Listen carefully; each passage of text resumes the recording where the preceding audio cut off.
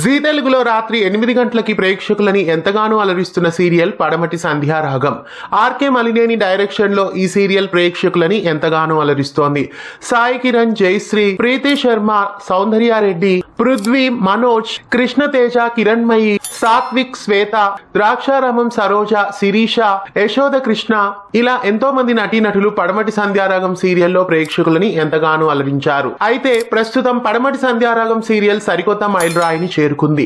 ప్రేక్షకులని ఎంతగానో అలరిస్తున్న పడమటి సంధ్యారాగం ప్రస్తుతం సరికొత్త మైలురాయిని చేరుకుంది. నేటితో పడమటి సంధ్యారాగం ధారావాహిక 800 ఎపిసోడ్ల మైలురాయిని చేరుకొని విజయవంతంగా మునుముందుకు సాగుతోంది.